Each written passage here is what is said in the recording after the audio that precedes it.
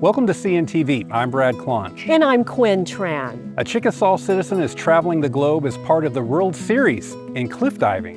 Kaylea Arnett connects with us from Las Vegas, Nevada, to tell us about cliff diving, a sport that's taking her to new heights. So the Red Bull Cliff Diving World Series started up back in, I believe, 2009.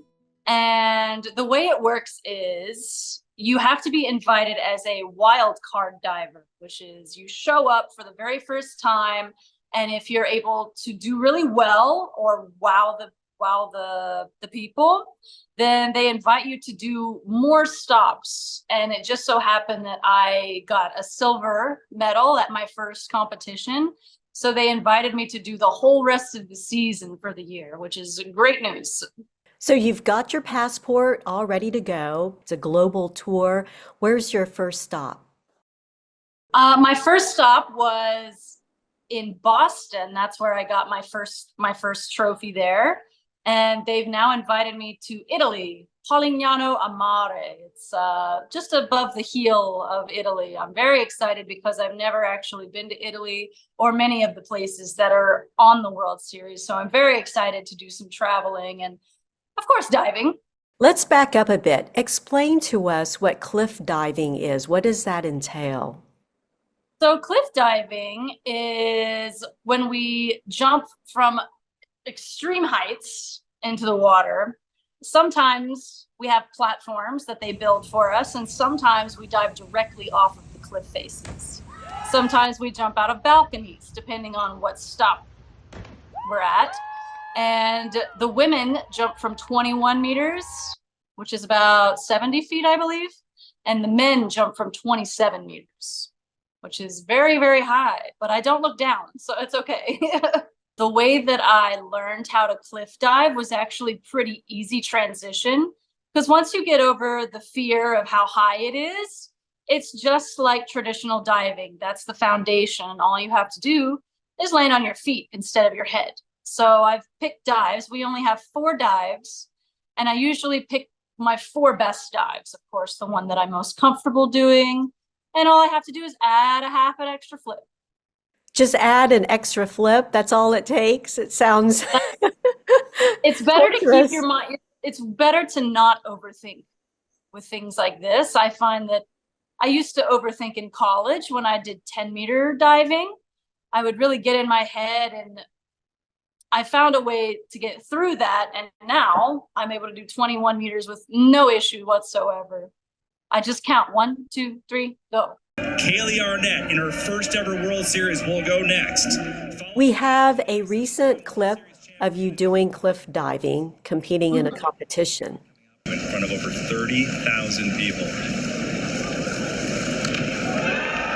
Kaylea Arnett! Come on! No way! What?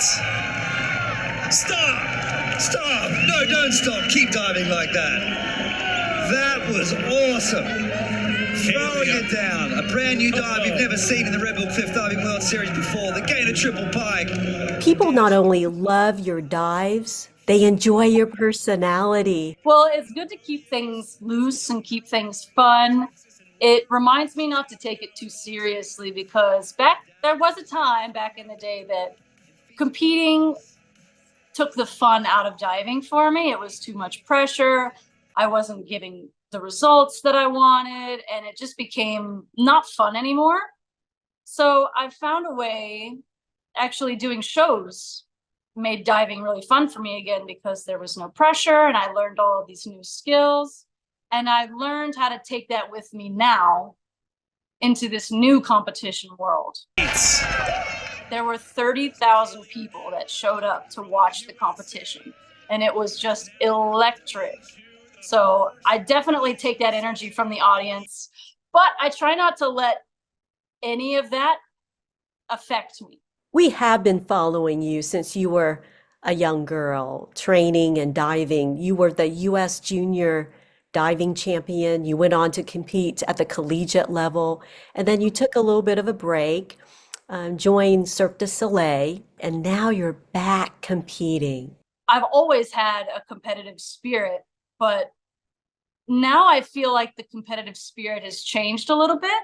I try not to go in wanting to win, wanting to beat so-and-so. We don't think like that anymore. We go in and we're going to just do our dives, have fun, focus on what I got to do, and keep it simple, keep it fun. I don't want to lose that fun again. So I've learned how to make competing fun again. I saw another headline a few months ago, Kaylee. You finished 4th in the 20-meter high diving to lead the U.S. at the World Championships. You still have it, don't you? That was actually my very first international high diving competition, and that's why they invited me to be a wild card for Red Bull, because they were very impressed with what I did at World Championships. And something special that I do is a dive that no other person in the world does. I'm the only woman in the world to do this dive, and I debuted it at the World Championships.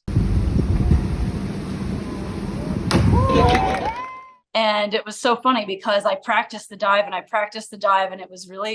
wasn't great, but I decided I'm going to throw it in the meet anyways. I'm going to compete it anyways.